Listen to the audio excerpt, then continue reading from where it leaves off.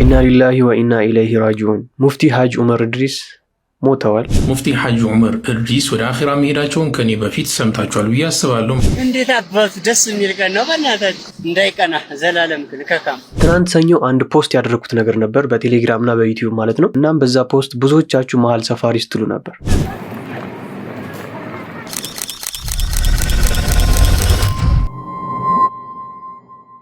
አሰላሙ አለይኩም ወራህመቱላሂ ወበረካቱ። ያ ጀማ እንዴት ናችሁ? አልሐምዱሊላህ እጅግ በጣም ደህና ነኝ። እናንተም በያላችሁበት ሰላም ሁኑልኝ። የዛሬው ቪዲዮአችን የሚሆነው ስለ ሐጅ ዑመር እድሪስ ነው። የኔን ሚዲያዎች የምትከታተሉ በቴሌግራም እና በዩቲዩብ አንድ ፖስት ያደረኩት ጽሁፍ ነበረ። በዛም ጽሁፍ ምክንያት ብዙዎቻችሁ መሀል ሰፋሪ ስትሉኝ ነበር። ወላኪን እዚህ ጋር አንድ ግልጽ ላድርግላችሁ የምፈልገው ነገር አለ። እኔ ያንን ጽሁፍ የጻፍኩበትን ምክንያት እነግራችኋለሁ።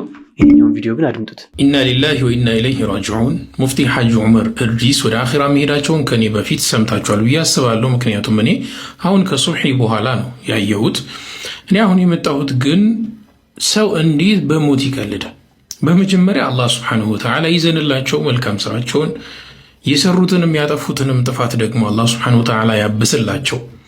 እኔ እንደ አንድ ኢትዮጵያውያን ሙስሊም መጅሊስ ላይ ሆነው በድለውኛል ብዬ የማስበውም ነገር ካለ እንደ ሰው አጥፍተዋል፣ ያጠፉት ነገር ይኖራል። እኔ እንደ አንድ ሙስሊም ግን አውፍ ብያቸዋለሁ። ከኔ የሚጠበቀው ይሄ ነው። ለአንድ ለሞተ ሰው ልናደርግለት የምችለው ትልቁ ነገር ማህርታን መጠየቅ ነው እንጂ በእነሱ ላይ ማፌዝ፣ ቤተሰቦቹ አረ ያ አላህ ምን ያህል ነው ቀልባችን የደረቀው?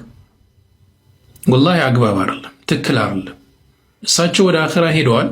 አላህ ስብሓነሁ ወተዓላ እንዲያዝንላቸው ያጠፉትንም ጥፋት ደግሞ አላህ እንዲያብስላቸው ዱዓ ማድረግ እንጂ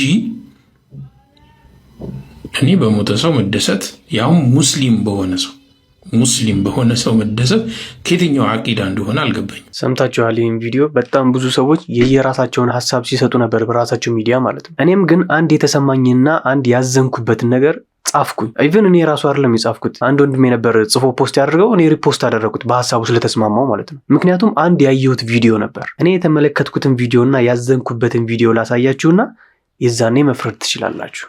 የምስራች አለ አርፈዋል።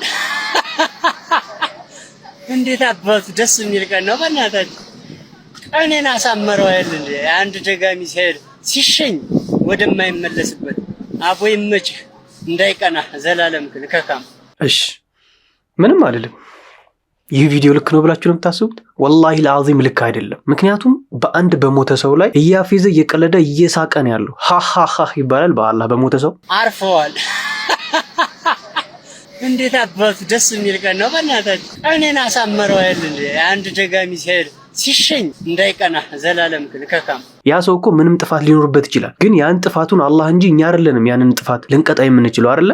አላህ ነው ያንን ቅጣቱን ሊቀጣው የሚችለው። ግን እኛ ያ ሰው ስለሞተ ብቻ አሁን ላይ ይሄን ያክል መቀለዳችን ልክ ነው ብላችሁ ነው የምታስቡት? ይህንን ቪዲዮ ስላየሁና በጣም ስለተሰማኝ ነበር ያንን ፖስት ሪፖስት ያደረኩት። ወላኪን ብዙዎቻችሁ መሀል ሰፋሪ እያላችሁ ስም ስትሰጡኝ ነበረ። እኔ ምንም አልልም፣ አፉ ብያችኋለሁ። ምናልባትም ግን እኔ ያንን ጽፌ ይህንን ቪዲዮ ሳትመለከቱ የኔን ጽሁፍ ብቻ አይታችሁ እንደዛ የተናገራችሁም ምናልባት አልተረዳችሁም ሊሆን ይችላል ሀሳቤንና እኔ አፉ ብያችኋለሁ። እናንተም አፉ በሉኝ። ምንም ነገር ሳትረዱ ደግሞ እንደዛ እንድታስቡ ስላደረኩኝ አፉወን። ወላኪን ይህንን ቪዲዮ አይታችሁ ግን አሁን ላይም መሀል ሰፋሪ የምትሉ ካላችሁ አላህ ይቅር ይበላችሁ። እኔ ሌላ ምንም የሚለው ነገር የለኝም። በሞተ ሰው አይደለም እንደዚህ ልትስቅ ልትሳለቅ ይቅርና ማለት ነው ወደ ገጠር ያሉ ምንም ያልተማሩ ሰዎች እንኳን ወደ መቃብር እንደዚህ ጣትህን መጠቆም አትችልም ይላሉ። ግን ይሄኛው ነገር አውቀናል የምትል ከሆነ እኔ ተምሬያለሁ የምትል ከሆነ ዲኔን በደንብ ተረድቻለሁ የምትል ከሆነ ይህን ነገር ልክ ነው ካልከኝ ምንም ልሰማ አልችልም። ምክንያቱም ይህ ልክ አይደለም። አንድ ሃይማኖት አለኝ የሚል ሰው ይህንን ልክ ነው ካለ አላህ ይቅር ይበለው። ወላሂ ይሄ ልክ አይደለም። አይ ነው አንድ ሰው እኮ ቢዲያ ሲሰራ ሽርክን ሲያስፋፋ ሊሆን ይችላል ህይወቱን ያሳለፈው። ወላኪን ያ ሰው በሞተ ጊዜ ልትደሰት ትችላለህ። ያ እኔን አይመለከተኝም። ያ ልትደሰት ትችላለህ አይደለ? ግን በዚህ ደረጃ ሚዲያ ላይ ወጥተህ እየሳቅ እየቀለድክባቸው ይሄንን ልክ ነው ብዬ ልቀበሉ አልችልም። ማናችሁም ልትቀበሉት አትችሉም። አይ ነው በደንብ ቪዲዮን ከተረዳችሁት ማለት ነው። ሌላ መቃብሩ ቤት ውስጥ ሆነ እንደዛ የተሸኙበትን ተከፈኑበትን እንደዛ አደረጉ ያንን እኔም አልደግፈው ዲኔም አይደግፈውም። ወላኪን ይህንን መሀል ሰፋሪ ልታሰምሩበት ይገባል። ይህ በጣም አስደንጋጭ ቪዲዮ ነው። ፈተናው ትልቁ ፈተና ከዚህ ጀምሯል። መልእክቱ ለብዙዎች እንዲዳረስ በደንብ ሼርና ኮፒ ሊንክ አድርጉ። የሽርኩ ጅማሮ ይሄ ነው። አላህ የሽርኩን መጨረሻ እንዳያሳየን ግን ዱዓ አድርጉ። የመጅሊስ አመራሮችና ሐጅ ኢብራሂም ቱፋን ጨምሮ የመንግስት አካላት የሙፍቲ ሐጂ ዑመር ቤተሰብን ሙፍቲ ሐጂ ዑመር ከህዝብ ጋር እንደኖሩት ከህዝብ ጋር ይቀበሩ ብለው ለማሳመን በጣም ለፍተው ግን አልተሳካላቸው። ሙፍቲ ሐጂ ዑመር ከዛሬ 5 ዓመት በፊት ወደ መካነ መቃብር እንዲቀየር በደብዳቤ ጠይቀው የተቀየረላቸው ስፍራ መካነ መቃብር ከሆነ ባለፉት 5 ዓመታት እዛ አካባቢ ላይ አንድም ሰው አልሞተም ነው? ለምንድን ነው ያልተቀበረው ሌላ ሰው እዛ ጋር? ህዝቡን በእልህኝነት ወደ ሽርክ የምትነዱት ከሆነ ወላሂ አልዓዚም የምትጣሉት ከአላህ ጋር ነው። የምትጣሉት ከአላህ ጋር ነው። ይኸው የሽርኩን ጅማሮ ተመልከቱ። ጀናዛቸው የተቀመጠበትን ምንጣፍ ሰው በእጁ እያበሰ መዳበስ ጀመረ። በሩ ተከፍቶለታል ማለት ነው። ነገ ቀብራቸው ላይ ሄዶ ላለመስገዱ ሲጀመር እየተሰገደ ነበረ። ላለመስገዱ ምንም ዋስትና የለንም። የኢትዮጵያ እስልምና ጉዳዮች የዑለማ ምክር ቤት ዑለማዎች መግለጫ ሰጥተዋል። ይህ ጉዳይ ሸሪዓዊ መሰረት የሌለው ኑዛዜ ተቀባይነት የለውም። ሰዎችን ወደ ሽርክ የሚነዳ ስለሆነ ማለት ነው። እሳቸው ኑዛዜውን ሰጥተው ቢሆን እንኳን ልጆች የእሳቸው ልጆች ቀልብ ቢኖራችሁ ኖሮ ወላሂ ይህን አታርጉትም ነበረ። በእልህና በጨለምተኝነት ተነርታችሁ እንጂ አላሁ ስብሓነሁ ወተዓላ ህዝቡን ከሽርክ ይጠብቀልን፣ እኛንም ከሽርክ ይጠብቀን። የቻልነውን እናድርግ፣ ወላሂ የቻልነውን እናድርግ።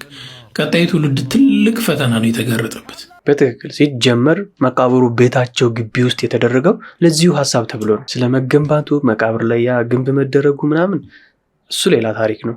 አድምጡት። እንደሚታወቀው መልእክተኛችን አለይሂ ሰላቱ ወሰላም በቀብር ላይ መገንባትን እጅግ በጣም አትኩረት ሰጥተው ከልክለዋል። ምክንያቱም ይህ ቀብር በዚህ መልኩ ቦታው ከፍ ብሎ ሰዎች ሁሉ የሚያዩትና በዚያም ላይ ሲተላለፉ የማንነቱን ጉዳይ የሚያነሱ የሚጠያየቁ ሲሆን የተቀበረው ሰው ከሌ ነው ከተባለ ለዚያ ከጊዜ በዛት ስም ወደ አምልኮ እንዳይሻገሩ ያንን ሰው እንዳያመልኩ ያሰጋል እና ይህንን ስጋት ለመቅረፍ ሲባል መልእክተኛው አስቀድመው የዚህን ነገር መነሻዎች ሊሆኑ የሚችሉ ነገሮችን ሁሉ ከልክለዋል ማለት ነው። አሁን ላይ ነገሮች በደንብ ግልጽ እየሆኑላችሁ እንደሆነ ተስፋ አድርጋለሁ። በደንብ ግልጽ ካልሆነላችሁ ይህንን ነገር አድምጡት እስኪ። ቢስሚላህ ወሰላቱ ወሰላሙ ዐላ ረሱሊላህ። የአላህ ባሪያዎች ሆይ የሙፍቲ ቀብርን አስመልክቶ የሚሰሙት ነገሮች ልክ አይደሉም።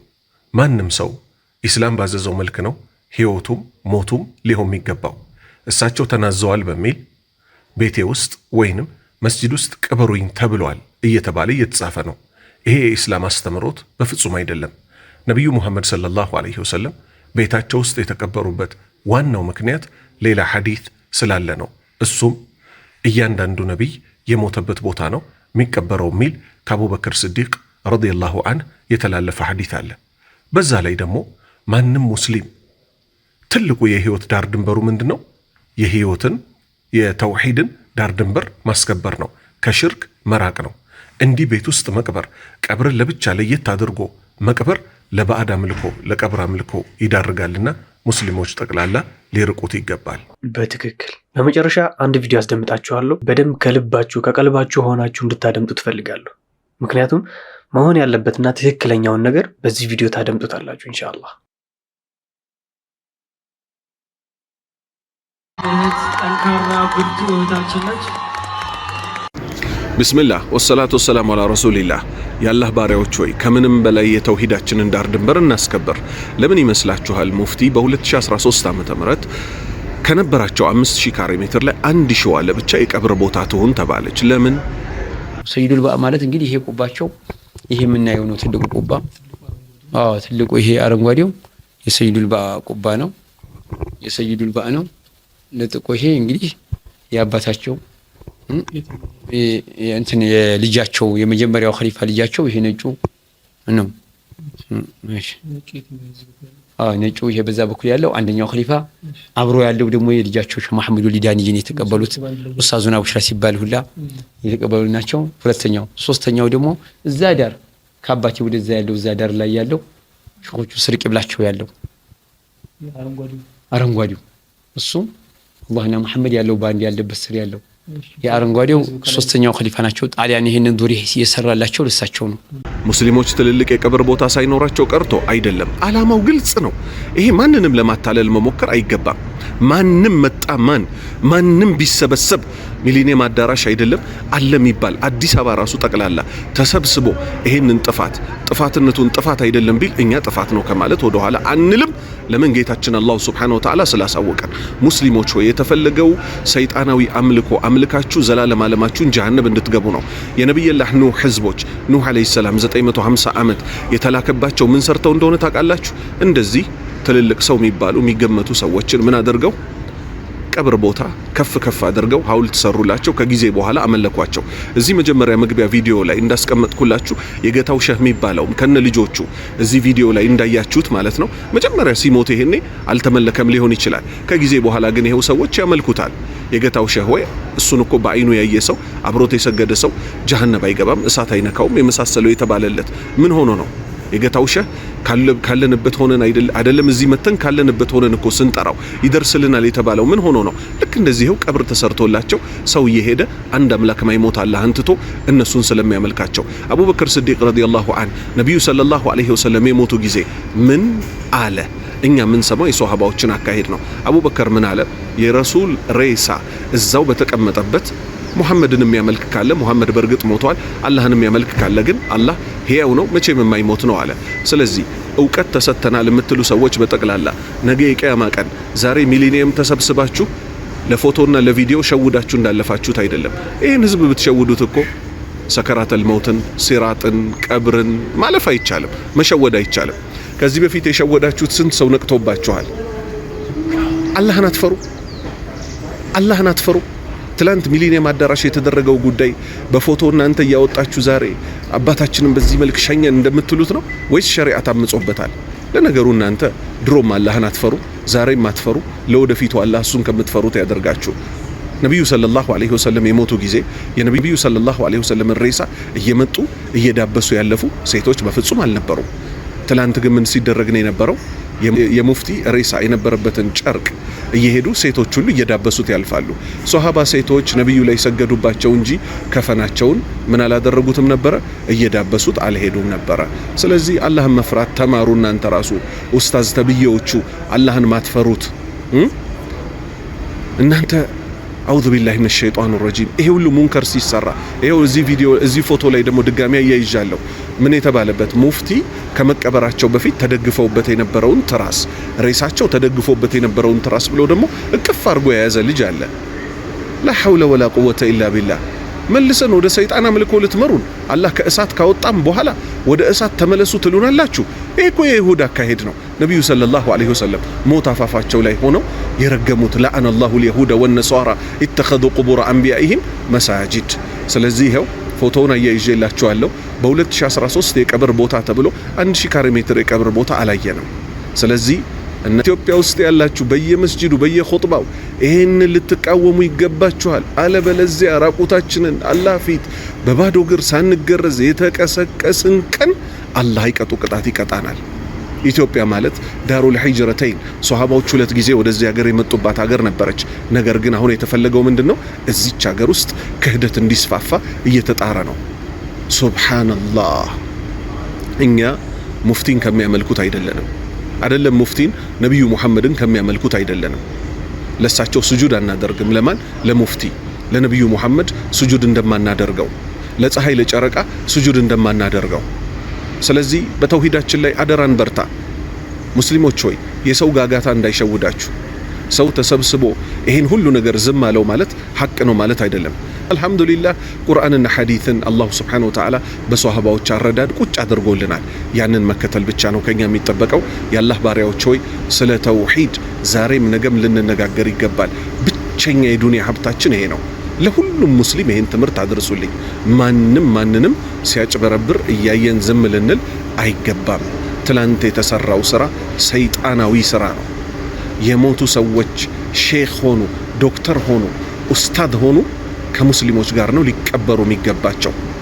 ለብቻ መቀበራቸው እነሱ እንዲመለኩ መቀስቀስ ነው። አላህ ይርዳን። በህይወት እስካለን ድረስ በተውሂድ ላይ ኖረው ለተውሂድ ሲሉ ታግለው ሽርክን አዋርደው ከሚሞቱ ሰዎች አላህ ያደርገን። ኢና ሊላሂ ወኢና ኢለይሂ ራጂዑን። አሁን በደንብ ነገሮችን ግልጽ እንደሆኑላችሁና እንደተረዳችኋቸው ተስፋ አድርጋለሁ። ምን እንደታሰበ ምን እንደታቀደና እየሆነ ያለው ምን እንደሆነ ማለት ነው። ስለኔ የፈለጋችሁትን ነገር ማሰብና መናገር ትችላላችሁ። እሱን ከአላህ ጋር ነው የምትተሳሰቡት። እኔን የፈለጋችሁትን ነገር ብትሉኝም ዲናችሁ ላይ ግን አደራ፣ ወላሂ በተውሂዳችሁ አደራ ልላችሁ ፈልጋለሁ። ያለ ተውሂድ ምንም ነን እኛ። ተውሂድን ካልያዝን ባዶዎች ነን። ስለዚህ ሁላችሁም አደራ ተውሂዳችሁን አጥብቃችሁ ያዙ። ያ ጀማዓ የዛሬ ቪዲዮአችን ይሄን ይመስላል። በደንብ እንደተረዳችሁትና የጻፍኩት ነገርም ከምን የተነሳ እንደሆነና ምን እንዳሰብኩኝ ግልጽ ሆነላችኋል ብዬ አስባለሁ ኢንሻአላህ። ሳትረዱ በንግግሬ እንደዛ መሀል ሰፋሪ ስትሉኝ የነበራችሁ ሁላችሁንም አውፉ ብያችኋለሁ። ሳታስቡ ግን ይህንን ቪዲዮ ሳትመለከቱ እንደመጣላችሁ እኔ እንደዛ አስትሉ የነበራችሁ ግን አውፉ በሉኝ። ያው ግልጽ ማድረግ ነበረብኝ፣ ቪዲዮ ማያያዝ ነበረብኝ። ግን ያው ሚዲያ ላይ ስለተጠቀቀ ሁላችሁም ታዩታላችሁ ብዬ ስላሰብኩኝ ነው። ምክንያቱም ይህንን ቪዲዮ ብዙ ሰዎች አሰራጭተውታል። ለዛም ነበር በጽሁፍ ብቻ መሳለቃችን ልክ አይደለም ብዬ የነበረው ማለት ነው። ያው ትናንትና ቀብሩ ላይም ሴቶች ሲሸኙ ነበር። ሴት ልጅ በእስልምና ሬሳ አትሸኝም አይደለ? ግን ሲሸኝ ነበር ትናንት። ያም ልክ አይደለም። ለማንኛውም የዛሬ ቪዲዮአችን ይመስላል። እንደተማራችሁበት በደንብ ተስፋ አድርጋለሁኝ። ያስተምራል፣ አሪፍ ነው ካላችሁ ለወዳጅ ዘመዶቻችሁ ሼር በማድረግ አዳርሱ። በቀጣይ ቪዲዮ እንገናኛለን። ወሰላሙ አለይኩም ወራህመቱላሂ ወበረካቱ።